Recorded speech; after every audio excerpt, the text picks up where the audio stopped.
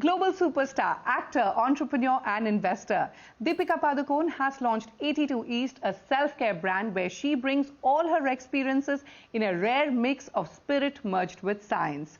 With high-performance, luxurious ingredients, 82 East has launched 2 skincare products to kick off its journey. To talk to us about 82 East and lots more, joining me now is Deepika Padukone and her co-founder Jigar Shah. Deepika and Jigar, welcome to Startup Street. Deepika, let me start with you. You and Jigar have been working on the brand for the past 2 years now. You've launched it last month. How has the whole experience for you has been, starting up? And also talk to us about the unique name and your startup journey. Yes, I think the journey has been extremely exciting because we decided to also do it ground up. Did we have the opportunity to do this the easy way out, which is to partner with people? Yes, the answer is yes, and I think we had several such opportunities. But I think the joy of doing things yourselves, even if it means a lot more hard work, a lot more mistakes, at the end of the day, I think that kind of building something ground up, Yes. I think that feeling is second to none. So I think we definitely decided to kind of do this on our own. And what happens along the way is obviously a lot of learning, a lot of excitement, a lot of tears. But that gratification of when like when he went to the factory for the first time, or when you hold the product in your hand, or when you see the amazing reviews, that, you can't compare that feeling to anything else. And it feels all worth it. And what about the name? Who came up with that? The name, I think we went through various iterations. I think what we definitely knew we wanted was something that was rooted in India or represented India in some way, but that also had global appeal. Naming a brand is like naming your child. It's like, absolutely, one of the most difficult things to do. And you didn't want your name to be somewhere associated with it? No, I think that was also a conscious decision. Okay. In a lot of ways, it's like I didn't want my mental health foundation to be called the Padukone Mental Health Foundation. Yes. I think you want to create something that lives beyond you. While the soul is me, and for as long as I can, I will continue to, be hands-on with the brand, but you also want to leave behind a legacy. So it is the longitude that, that runs through literally the heart of our country. So it kind of felt like it encapsulated everything that we want to say as a brand, not just at the moment, but even for our vision 10 years from now. All right. We'll talk about your vision more. But Jigar, let me come to you now. I want to understand, how did you guys meet? What made you partner with Deepika Padukone? Also talk to me about, your different roles. What do each one of you bring to the table? I started off as a fund manager. I managed the entire portfolio across different asset classes. And within that, we were very active investors in the startup/unlisted space. And through that journey of investing, we started receiving a lot of investment proposals in the beauty personal care space. And these were not just requests for financial investments, these were requests for more deeper engagement from Deepika. Many of them wanted Deepika to be the face of their product or the brand, right? So that's one thing that happened. And as she said, doing her own brand has always been her dream, right? And when we were discussing some of these investment ideas is when she said, look, I've always wanted to do my own brand. Can you just help me think through the right structure? And who better, she's trusting you with her money, so who better to help the startup also? Yeah, so that sort of prompted me to do more research, and very clear gaps is something that we spotted. So I look at everything business, operations, fundraising, HR. She looks at everything creative, content, brand. So we are in that sense completely complementing. You've already got global VCs on board. Yes. Who are they? I'm just trying my luck there. But also I want to understand is what kind of investments have you raised so far, and will you be looking to raise more funds anytime soon? I can share 2 institutional VCs names. There are a bunch of angels and high net worth individuals. For confidentiality reasons, we are not getting to specific breakups, but the round structure has been led by DSG Consumer Partners and Ideo Ventures, which is a global fund. You call 82 East a self-care brand, and you've started with skincare. So why skincare first? And will you also be looking at launching new verticals in the self-care space? Perhaps a hair care, vertical, or a makeup line? Well, why skincare? I think for several reasons. I think there's the personal aspect, the authentic aspect. There's also the business aspect of things. To begin with, skincare was, is, and will always continue to be an extremely important part of my self-care ritual. Why self-care? Because when I experienced mental illness in 2014, self-care became my #1 priority. And since then, it's always been my #1 priority. I think that's no secret, and therefore a self-care brand. Skincare within that has been my #1 sort of, whether it's my 5 minutes or the couple of minutes in the morning before I step out, to take on the day, or when I come back home in the evening, just that, couple of minutes to myself. So overall, my skincare routine has been an important part of my self-care ritual. The other thing that I felt was extremely overwhelmed by the amount of brands and products that were in the market and how complicated that space was just for me as a consumer. Forget the fact that today I'm an entrepreneur and I've launched my own brand, but I found it extremely confusing, complicated, almost not wanting to do it. And then I said, 1 second, why can't we simplify this? Why can't we simplify this entire process? Where in terms of efficacy, I get the same benefits and my products are equally effective, but it's not as complicated. And that's how we came across these formulations, so where I said, about, these formulations, what's the USP? Exactly this, there were moments when I'd be torn between having to choose, for lack of a better word, an Ayurvedic brand, right, or Indian ingredients. And then there were moments when, you choose your sort of global brands or scientific ingredients. And it was always either this or that. And I said, 1 second, is there a way to combine all of this where I get the benefits of all of it, but it also simplifies the process for me? Skincare doesn't need to be so complex, right? You can achieve a large part of the results by sticking to fundamentals and doing your fundamentals correctly. Okay. And which is exactly why we've started with the 2 most fundamental products, moisturizer, which focuses on hydration, and a sunscreen, which focuses on protection. But Jigar, I also noticed, I believe the ingredients are not mentioned on the packaging. Is there any specific reason why? No, I'm glad you asked this question. We firstly, as a brand, we believe in a lot of authenticity and transparency. So if you go to our website, there is a detailed list of ingredients clearly mentioned with explanation about each ingredient, right? So we've been very transparent. We're one of, at least through our research, we're one of the few brands who do it in that detail. As far as the question on packaging is concerned, there is a little bit of a compliance angle to it. So there are certain sizes and grammage under which you are not required to, and because of the constraint on the packaging size, is no way to fit like 40 ingredients to print that, right? So that's a little bit of a practical challenge. If we had a little bit of that choice and freedom, we would have been wanting to print it more than anything else. All right, Deepika, we've got 2 products. How many more are in the pipeline? How soon? And also, like I said again, any other verticals that perhaps we'll hear of, 82 East venturing into? I mean, I'm sure Jigar will, sort of highlight the drop strategy that we're going with, but.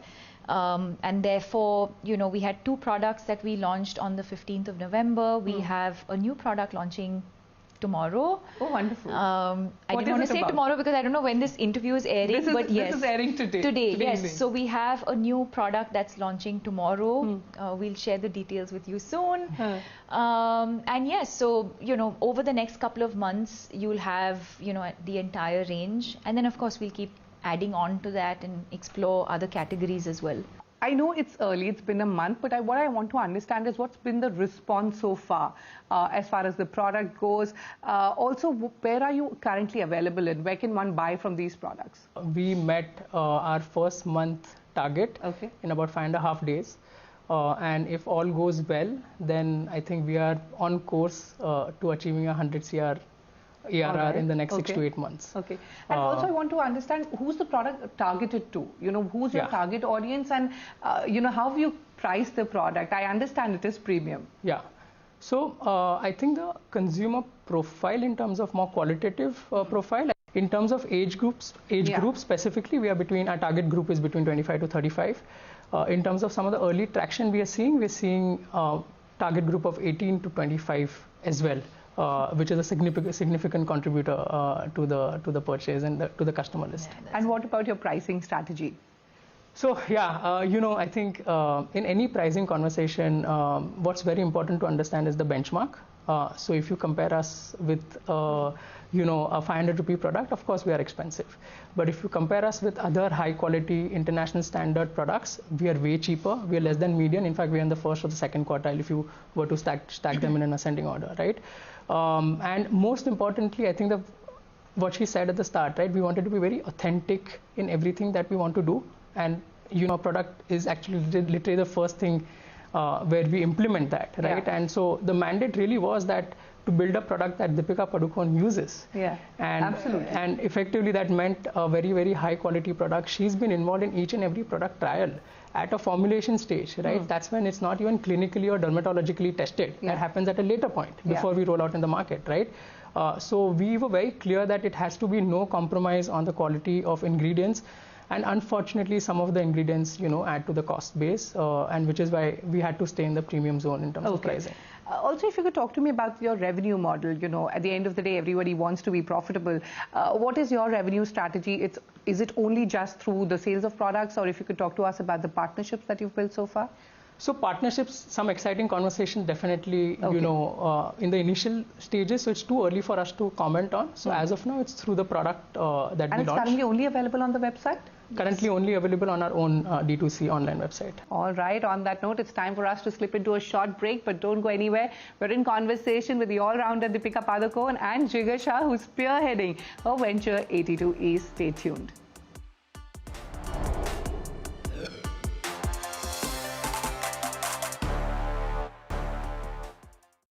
Welcome back to Startup Street. We are in conversation with Deepika Padukone and Jigar Shah.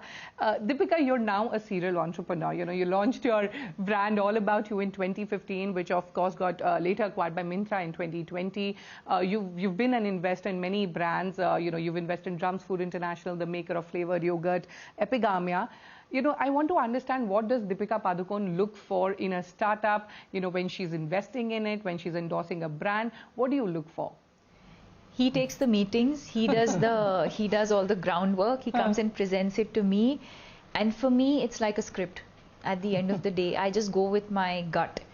So he's obviously doing all the brain work, and I'm doing the heart work.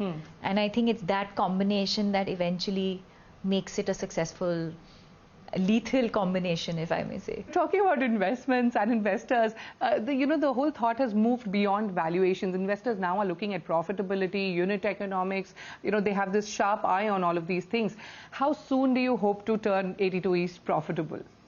Very soon. We are already unit economics positive.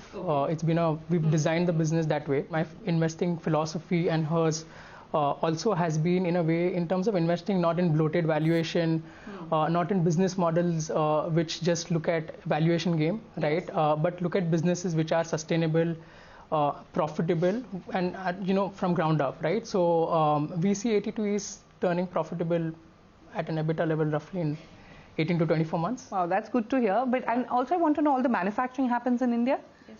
Everything is homegrown? Our R&D center. Oh, and it's all based out of where? Bangalore. Bangalore. We have our own lab, yeah. Deepika, you recently also partnered with Pottery Barn as a global ambassador. And how has that worked out for you? And I believe you're soon going to launch a line in India. Can you elaborate on those lines? Yes, that happened. I think, when you're passionate about something, I think it comes through. I've sort of followed that with almost every aspect of my life, and I've always been passionate about interiors, about design, and that's sort of how that came about. So will that be an area where you would perhaps start up in the future?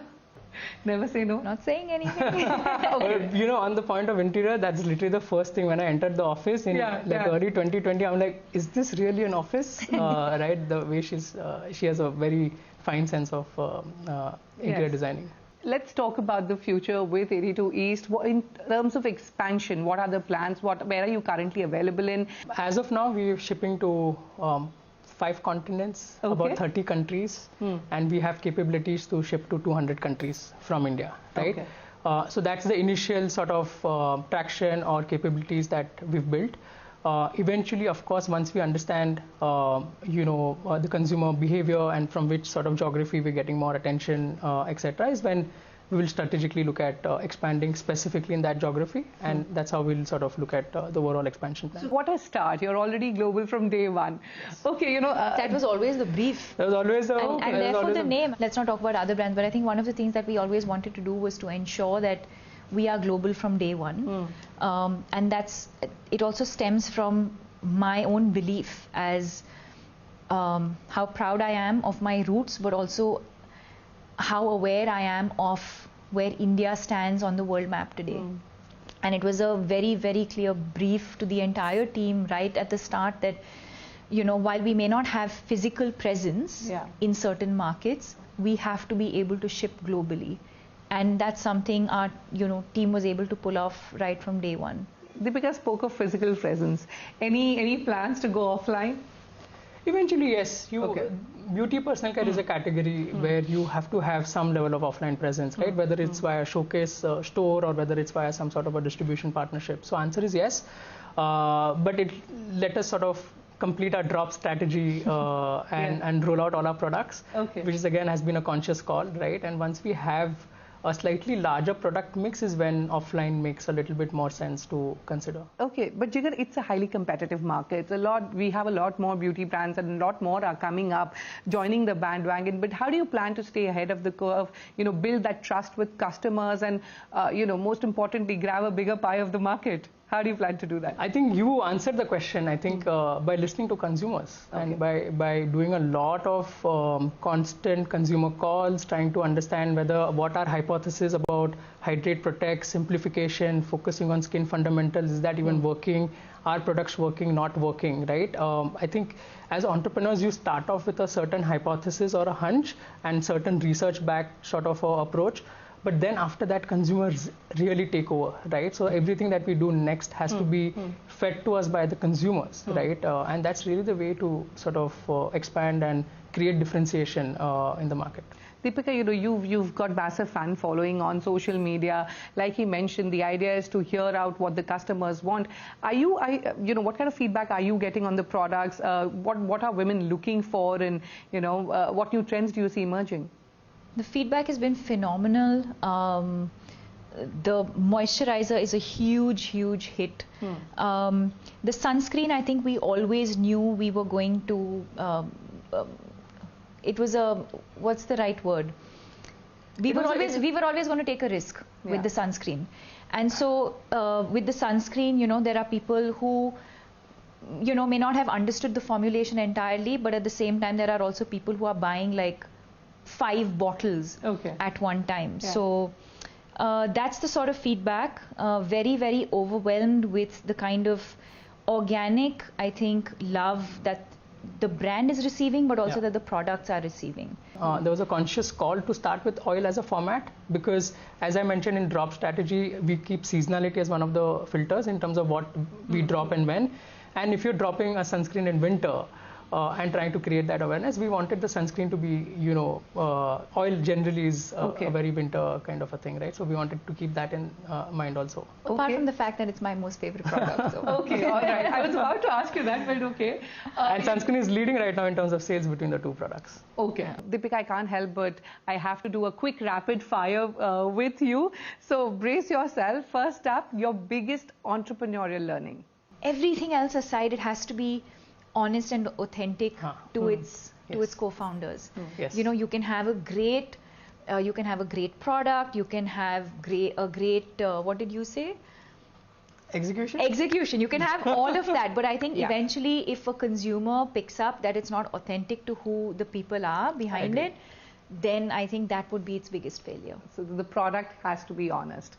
I think what you're setting out to create has to be authentic and honest. Okay. Chief Financial Officer or Chief Creative Officer, what resonates more with you? I think we answered that question. Chief Creative Officer. Okay. But you are understanding a lot more, from your startups and investments that you've made?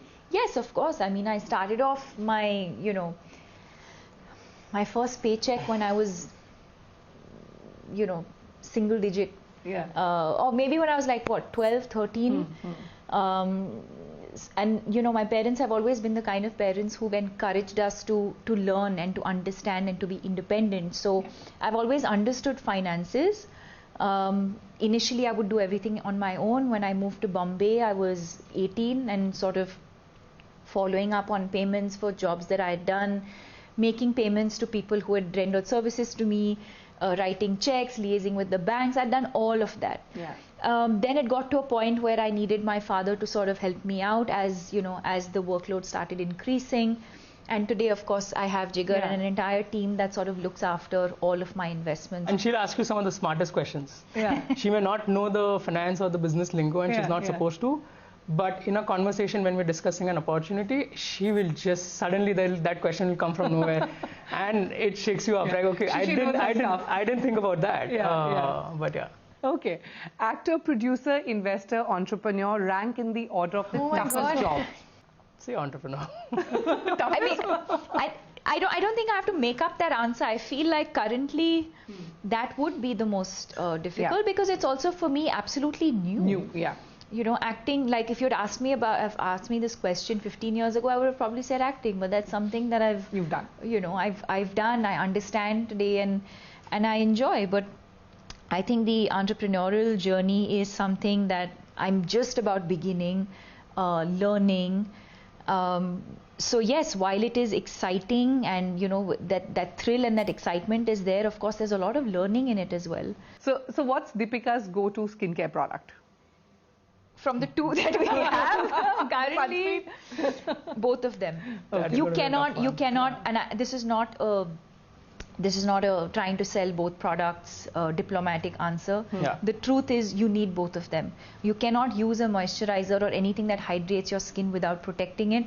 And really, I'm not sure you want to protect your skin. While you can protect your skin, you also need to keep it hydrated. So honestly, the honest answer is you need both of these products at this point. Okay. Fashion icon / role model. I mean, as a young girl growing up, I think most of us as young girls look up to our mothers. So my mother's been a huge inspiration for me in that sense. But apart from that, I think being a model, being an actor, having traveled the world, I've picked up bits and pieces from various experiences and from different people, but eventually make it my own. Are you following the Football World Cup? If yes, who are you betting on? Am I following it? Yes. Am I going to tell you who I'm betting on? I'm not saying. All right, your favorite team then? I'm not saying. You're not saying it. Okay. Final question, your resolution for 2023? Self-care. Before I let you go, I have to ask you about your future projects. Of course, we're saying Pathaan is going to release next month. But what's more in the pipeline? What should your fans be watching out for? Just more of everything. You know, a film release in, on Jan 25th. Another one with Nag Ashwin and Prabhas that releases later on in the year, 2023. There's another release, a film called Fighter with Siddharth Anand and Hrithik Roshan, which is also a Jan 24 release. What more to look out for? More product drops from we'll be East. Tracking. On my end, a lot more self-care for myself and gratitude, most importantly. All right, we wish you the very best, Deepika, with all your goals. Jigar and Deepika, many thanks for joining us on Startup Street and wishing 82 East a lot of luck. And of course, we'll be tracking the company and all the new products that you'll be launching soon. It was an absolute pleasure talking to the both of you. Thank you. Thank you. Thank you.